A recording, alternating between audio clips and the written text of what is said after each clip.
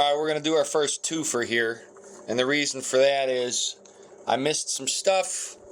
And I want to go ahead and try and get it right here. So what we're going to do is we're going to try and do a cat with a head and a body. So let's start out. I bought a boat because it was for sale.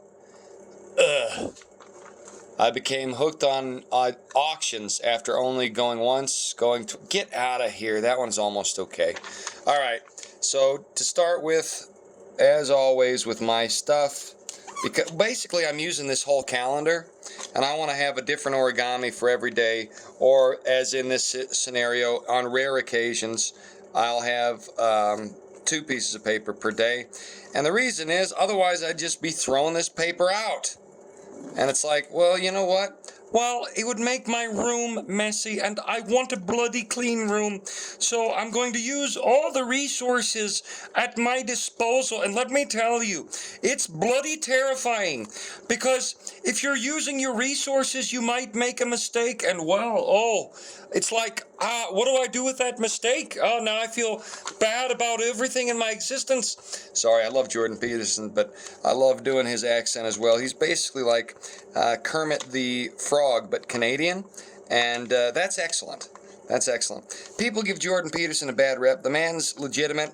I just hope he increases in his learning, and he comes closer and closer to Christ himself every day. Because the problem with modern academia is they have codified an ideology that makes it impossible for people to accept the numinous or the metaphysical, even though there's no way to live without thinking about these things. They pretend, though, that they're brave and egalitarian and frank and pragmatic in their rejection of that which is metaphysical, when in reality that's more childish than accepting the truth. The truth of the matter is, we live in a world that is not bound strictly by metaphysical laws. Yes, they play a part. Absolutely, they play a part. Physical laws. Yes, physical laws play a part. They absolutely play a part. But the metacosm also exists. It's not a fig Newton of the imagination. Otherwise, you wouldn't have fractals built into numbers. You wouldn't have numbers at all. Numbers can't exist in a world that came about randomly for no reason through unguided purposes. They can't.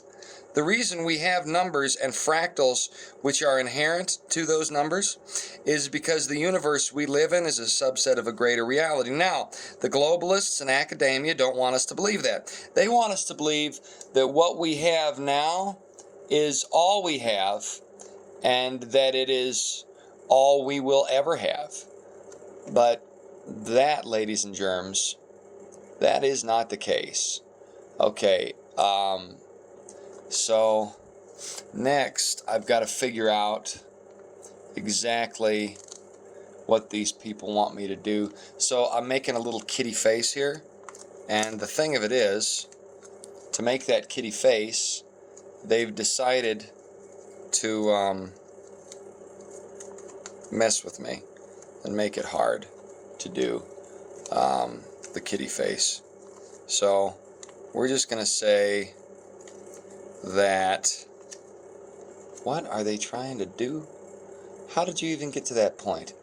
Half of these videos is me sitting here wondering, how in the hell do I do this? I've got to improvise half the time, because I really don't know what I'm doing. So, a cat's face has forward-facing ears like that. So we're going to do that. And then, I know what to do to make those ears face forward. So it doesn't look really stupid. We're going to do that. We're going to fold this under here. I mean, it looks like a passable cat's head. You can see why I'm doing the double duty on the body here, because let's face it, I am a man of constant sorrow, and I don't know what the heck I'm doing. Yeah, he don't know what the heck he's doing. Okay, so this is going to be the cat's little nose. Alright, there, we've got that. Guys, this is gonna look weird. because these instructions are not great instructions. Okay, so there we have ostensibly what's going to be the cat's head. I don't know. I'm gonna pop it out like that. We're gonna pretend that's the cat. Look, could be a fox. We're gonna say it could be a fox. All right.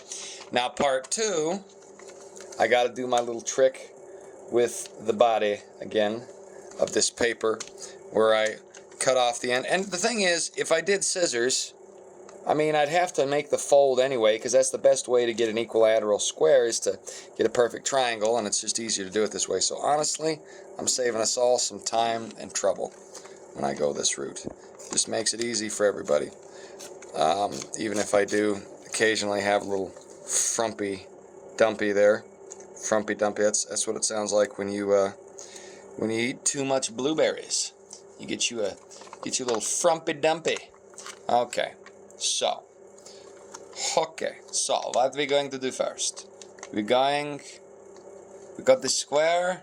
We're going to fold in the sides here. We're going to fold them in. So yeah, the metaphysical universe is something that cats understand, you know. They'll walk through walls, as Pixel did in The Cat Who Walks Through Walls by Robert Heinlein, the book where he wrote a glowing review of one Paul Anderson. I did enjoy that book quite a bit, but it's got some weird stuff in it, because Heinlein, a pragmatist, was also trying to find pragmatic ways of describing the universe, as all these people do in mainstream academia. They try and find ways that the universe might perhaps not be metaphysical. So he was trying to find a reason why old Pixel, you know, old Pixel was in fact, in point of fact, actually walking through walls using some sort of physical abstraction, which, let's be honest, ladies and gentlemen, it don't make no sense. The reality is cats don't really walk through walls, okay? They don't really walk through walls. They don't, okay? They don't. That's just the impression, because they seem to come and go as they please, and it's very strange. Heinlein, I like to say Heinlein because it pisses off an English teacher I used to have. He didn't want to believe in the metaphysical, but he believed something was going on. It was just a physical process we didn't understand, and that's what the scientists say. It's like, oh, well, you know, we're pragmatic realists who tackle the hard pragmatic reality that we're here for no reason, and we're all going to die someday. And then they try and explain away why these metaphysical processes exist. And, ladies and gentlemen, the truth of the matter is it's really quite ridiculous. The real thing that's going on here is we're not in a purely physical universe. We're in a universe that is bound by metaphysical laws. Cats seem to understand this because they seem to disappear. The reality is they haven't really disappeared, you know.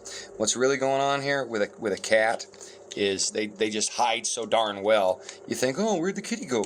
The kitty walked through the wall. No, the kitty's hiding inside the couch. Not behind the couch, not under the couch. The cat has gone inside the couch, okay? That's what's going on here. All right, so anyway, I'm just saying these things to illustrate the point that the universe we live in is a universe of more than 3 dimensions, more than 4 dimensions. The rabbis think it's got up to 11 dimensions, and they just infer that from Genesis. Make of that what you will. What I make of it is that the universe we live in and the universe that is advertised to us are not necessarily the same universe. Okay, and there you have it. The most retarded. Is it any better that way? There, now it's a Persian, okay, and we can widen him out a little bit. Here, yeah, let's widen him out a little bit, and then stick this up in there, And there, ladies and gentlemen, a Persian bobblehead cat. That is one sorry cat right there. But you know what? It almost works.